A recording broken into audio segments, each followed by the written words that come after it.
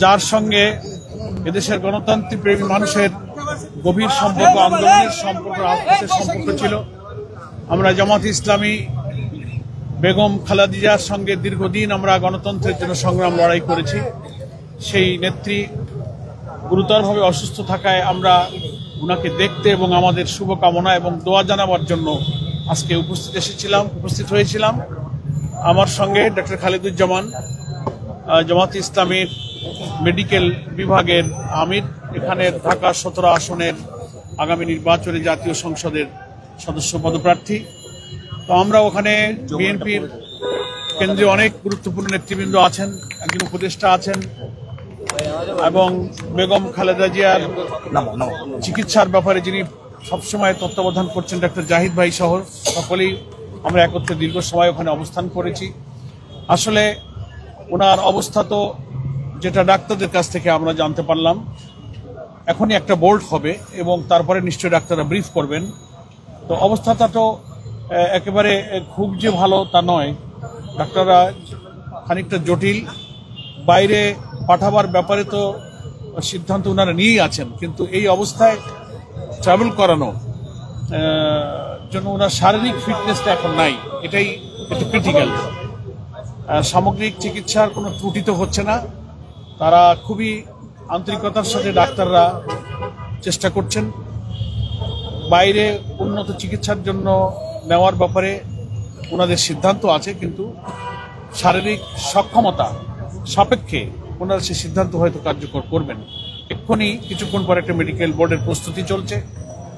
আমরা বাংলাদেশ জামাত ইসলামীর পক্ষ থেকে সারা দেশে আজকে আমরা দোয়া, নফল ইবাদতের মাধ্যমে বেগম খালেদা জিয়ার সুস্থতা কামনা করেছি।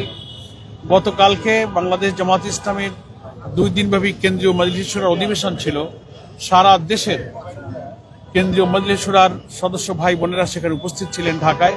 সেখানে বেগম খালেদা জিয়ার জন্য আমরা আনুষ্ঠানিকভাবে আমাদের আমির জামাত দোয়া করেছেন এবং তার সুস্থতা কামনা করেছেন। আমরা মনে করি এই দেশের গণতান্ত্রিক সংগ্রাম, ফ্যাসিবাদ বিরোধী, স্বৈরাচার বিরোধী সকল সংগ্রামে আমাদের বেগম খালেদা জিয়ার ঐতিহাসিক অবদান ছিল।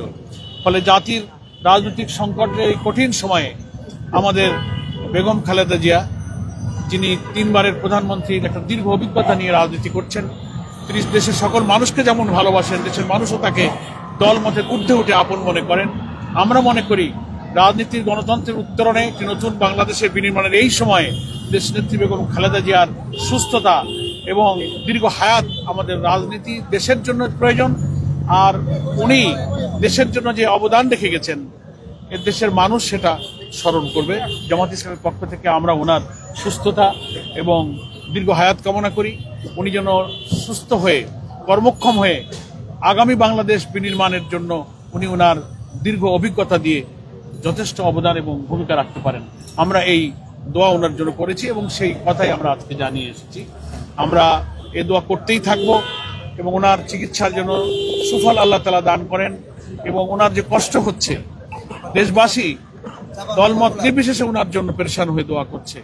আল্লাহ তাআলা ওনার এই রোগের এবং চিকিৎসা চলাকালীন মানুষের, আমাদের যেমন আমরা কেউই ভালো মন্দ সব মিলেই তো মানুষ, আল্লাহ তাআলা ওনাকে সুস্থতা দান করুন, ওনার নেক হায়াত দান করুন, ওনার কষ্টকে লাঘব করে দিন। আমরা এই দোয়া ওনার জন্য করেছি এবং দেশবাসীকে বলবো বেগম খালেদা জিয়ার জন্য আন্তরিকভাবে তার সুস্থতার জন্য দোয়া করা আমাদের নৈতিক দায়িত্ব, ইমানি দায়িত্ব, রাজনৈতিক দায়িত্ব। আমরা যারা রাজনীতির সাথে যুক্ত আছি, দেশবাসীকে আমি আবারও দোয়া করার জন্য আহ্বান জানিয়ে বেগম খালেদা জিয়ার সুস্থতা এবং নেক হায়াত কামনা করে আপাতত আমি ওনার স্বাস্থ্য সম্পর্কে এখন গিয়ে যা বুঝে আসলাম সে ব্যাপারে আপনাদের সামনে আমি ধন্যবাদ। আল্লাহ হাফেজ। বাংলাদেশ জিন্দাবাদ।